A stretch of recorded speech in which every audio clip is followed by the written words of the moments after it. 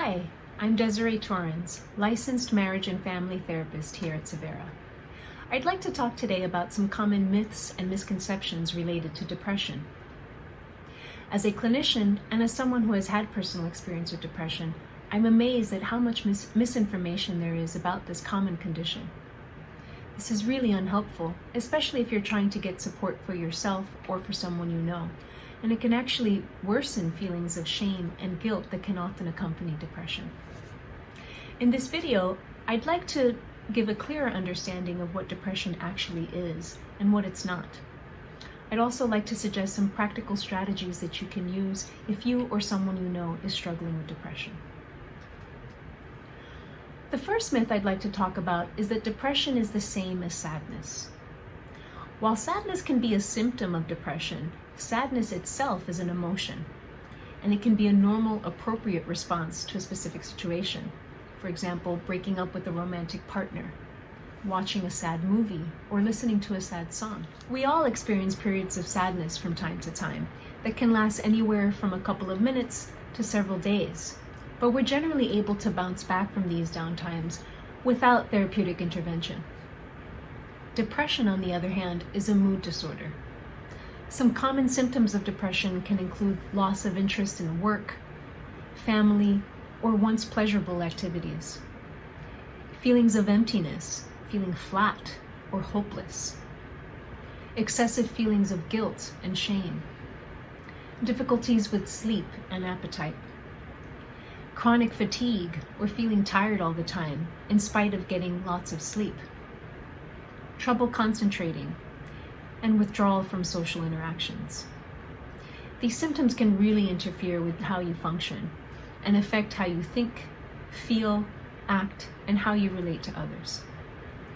These effects can show up in your work or academic performance, in your relationships, and in how you think and feel about yourself.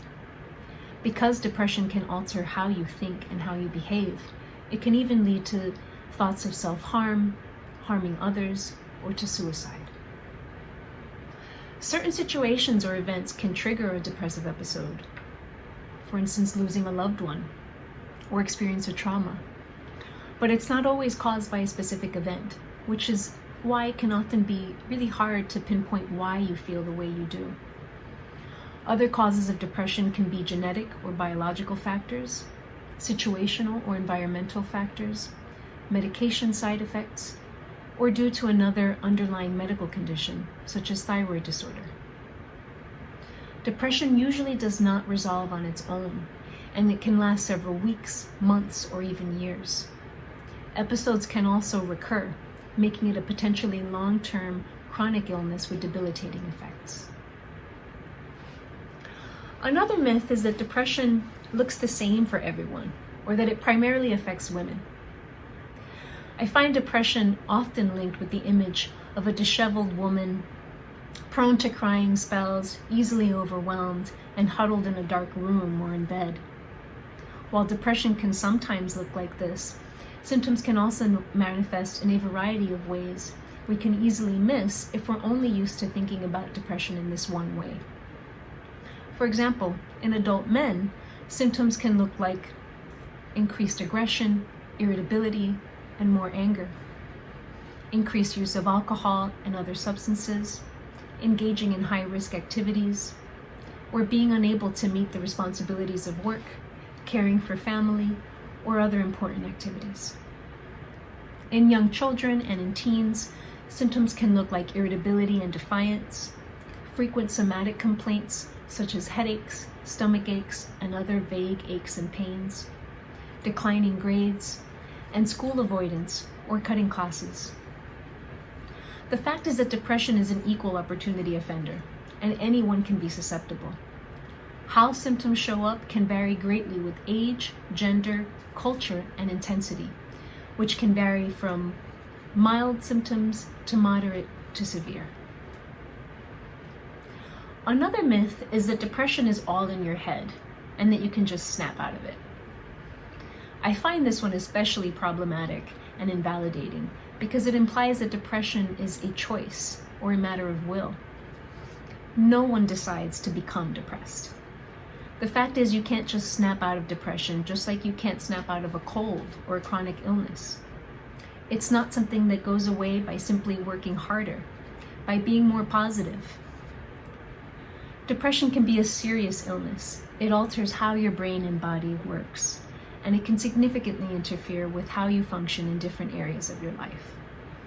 It's important we don't dismiss the signs as mere laziness, disinterest, or lack of willpower, and neglect getting help. So what can you do if you or someone you know may be struggling with depression?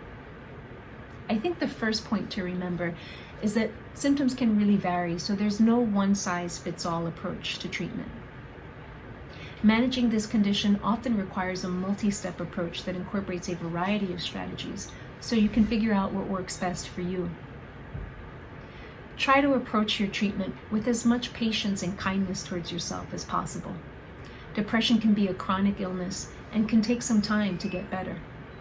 So do your best to be consistent with your treatment and not give in to feelings of discouragement if you don't see immediate improvement or if your symptoms return.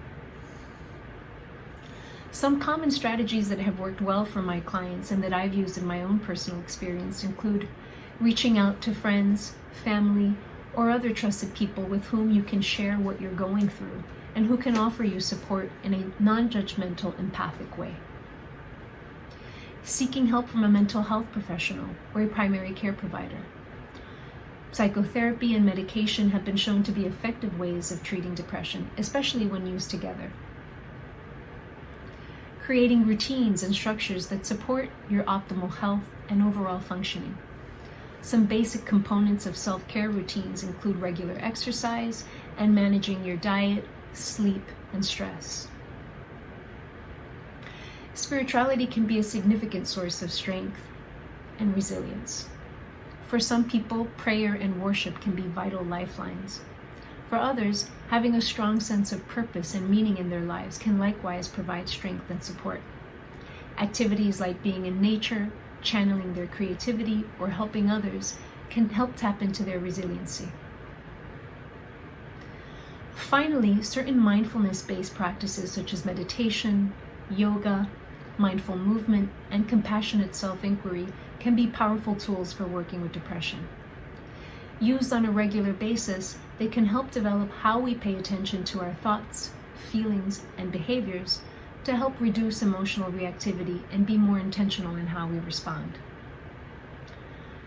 I want to emphasize that depression is a common, treatable illness that does not need to be suffered in shame or in silence. With consistent management, it is entirely possible to live a healthy, meaningful life. Perhaps the information offered here can begin to offer some hope and insight for how you or someone you know can get help. For a PDF copy of this talk, please click on the link below. There's also a comment box on our website where you're welcome to leave any feedback or suggestions for other video topics you'd like us to share. Thank you for listening, and please check out some of our other offerings.